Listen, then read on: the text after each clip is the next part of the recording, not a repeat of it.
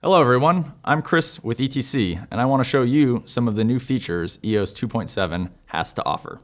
We've added a lot of great new tools, including multi-cell fixture control, global effects faders, new setup options, Q fan timing, a streaming ACN output view, and new functions with one of our favorite buttons, About. And remember, 2.7 also adds support for Element 2. Let's take a look. Let's patch some linear fixtures that have multi-cell control options. I'm going to patch these from channels 500 through 503. We're going to patch some ETC color source linear deep blue models, and you'll notice some new options when you look at your profiles in patch. One of those options will be options that have a MC at the end, standing for multi-cell control. So let's patch this. I'll put them in universe 10 starting at address 1. And we'll see that we now have a master channel with cell controls in a dot notation. So 500.1 will reference our first cell, 500.2 will be our second cell, 500.3 our third, and 500.4 our last. In this particular case, all of the parameters for colors follow the master, so we get all of our DMX values listed and no addresses listed for 500. However, if I were to grab something like a BI, we'll see a slightly different option, as this is a moving light that uses multi-cell control. Once again, we'll see that I have my MC standing for my multi-cell control. And when I patch this fixture, we'll see that we do get some DMX information in the master cell. This is where things like pan and tilt, as well as gobos and other options will be listed. And then only the repeatable parts will show up in your point cell notation. So when you come back into live, you'll see some new options in your tombstones. You'll have a master channel followed by some cell channels. One of the great new Flexi states that we have is when you hold down Flexi, you'll be able to turn on and off your cells. We also have an option where you can turn off each master channel as well. This will be helpful depending on which type of fixtures you're using and whether they have extra information in their master.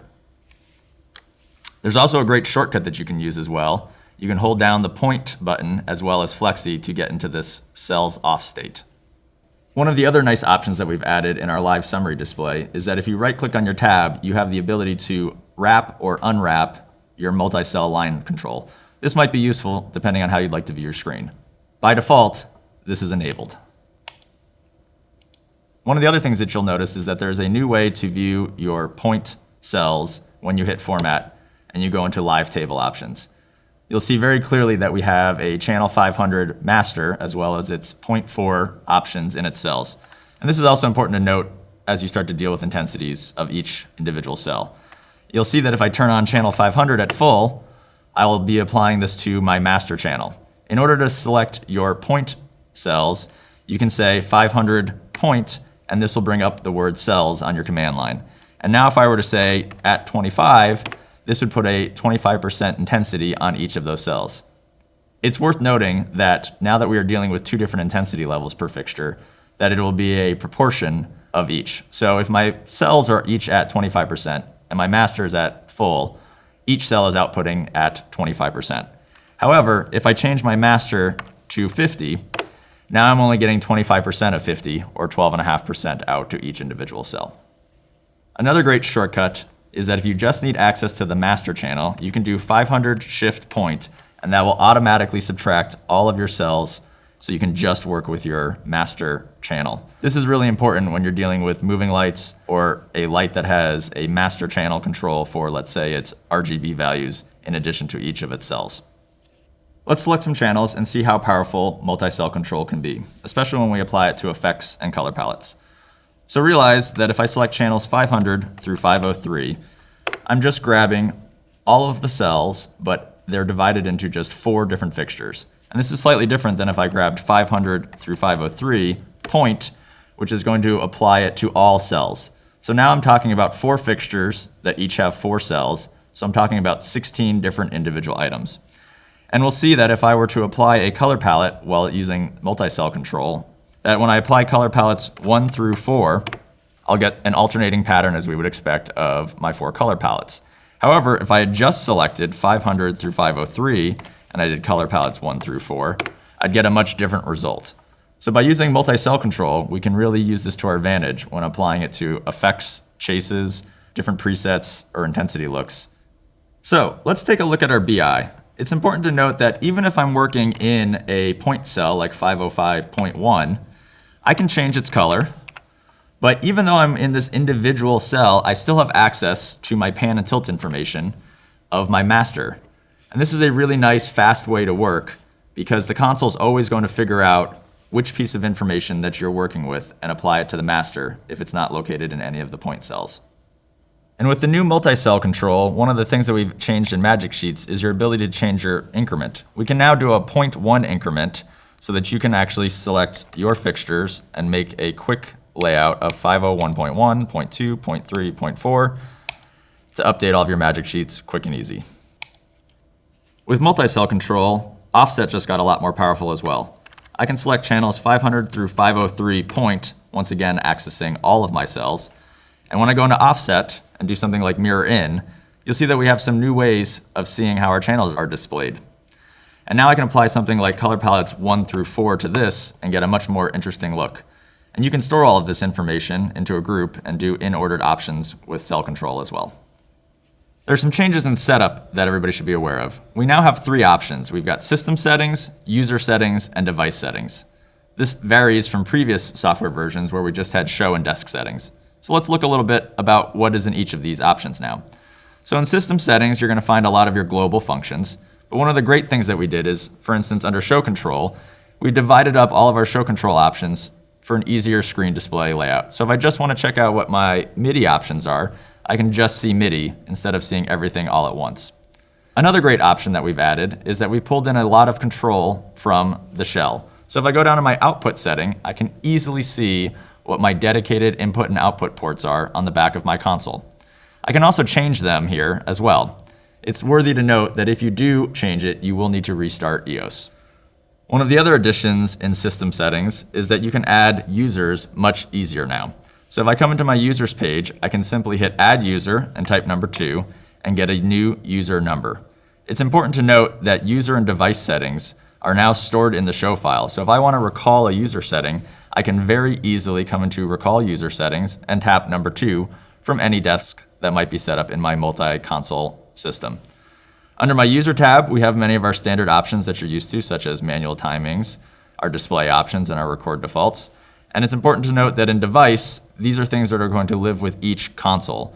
One of the shortcuts that we've also added is that when you're changing between user settings, you can just tap your user 1 number in the bottom right, and it'll pop up a nice little screen to quickly change to user 2. A new feature we've added is queue fan timing. So I can select queues 1 through 9 and apply timing 1 through 9 and instantly update all timings at once. This will allow you to do some really interesting and quick effects a little bit faster. You can also do this with follow and hang, so try it out. Additionally, you can do this with part queues. So I can select queue 10, parts 1 through 3, and change my timing on that also to 1 through 3. This becomes really powerful when you use it on something like a delay and are dealing with moving light parameters. We've added a new indicator state at the top left-hand part of your screen next to either your tracking or queue only mode. So if I were to bring up channels 1 at full, we'd see that I now have a new option of manual channels in red. This is a great way to see if there's unstored data that you might need to save before you move on. It's also worthy to note that manual values in other partitions will not throw this flag. There are some changes to the virtual fader page layout in this update. If you double tap your fader page tab, you'll see that we now have the option of rows and columns. This is very similar to what you experience when using direct selects. One of the other nice options is that we're able to deselect show sliders in order to see any programmable button easily on your screen. If you open up a new tab in 2.7, you'll see that we have a new displays option. Tab 37 is our streaming ACN output view. This is a quick way to look at a universe of data at once. So for instance, if I tap DMX value 101, you'll see that this is associated with channel 31 and it's the red parameter of that fixture. I can also scroll through my universes by using the buttons at the bottom right. Or if you double tap your streaming ACN output view, you can hop to a further universe that might be higher up quickly. There's some new features with About that you should also be aware of. So if you hold down Shift About with a clear command line, you'll get a searchable database of all your channels. So for instance, if I had spent the time in patch to label something psych, I can search for psych and quickly find those channels. If you were to have something like group on your command line and you hit shift about, you'll be able to search all of your group options. One of the great uses with this is if I'm dealing with channels 111 through 115, and I want to update color palette, but I don't remember which color palette I need, I can hit shift about and the console will assume that we're talking about color palettes and allow me to search this. And from here, I can select something like light blue and instantly get my palette number on my command line. Another change to about is that if you hit about channel 1, in your CIA, you'll now have the option to lock or unlock following just channels. So now when I hit next and last, I'll be able to scroll through my channels, or if I type other information, my about screen will not pull to that information. If you do want to change, simply unlock, change it to queues, and relock, and now I'll be able to sort through my queues without having to pull focus anywhere else from my CIA. We now have the full manual available, and it's searchable. Remember, if you want to get a shortcut into this, just hit tab and then type 100.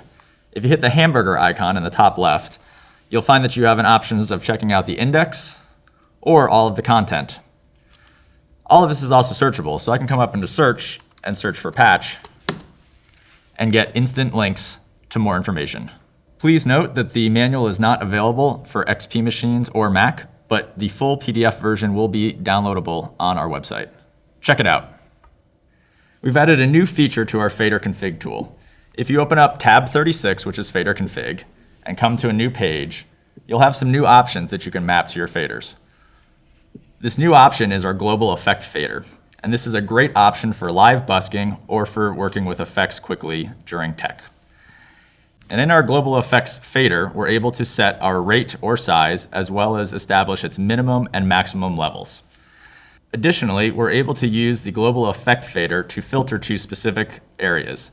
I can filter to just applying the effect to a particular channel, parameter, sub, cue list, effect, or if I have manual effects running, I can do it just to the manual information. This is going to make live busking and tech time a lot quicker. I'm Chris, and thanks for taking the time to check out the new features in 2.7. For more information, check out the full manual in the console or download the full PDF. No more supplements. Now go forth and program.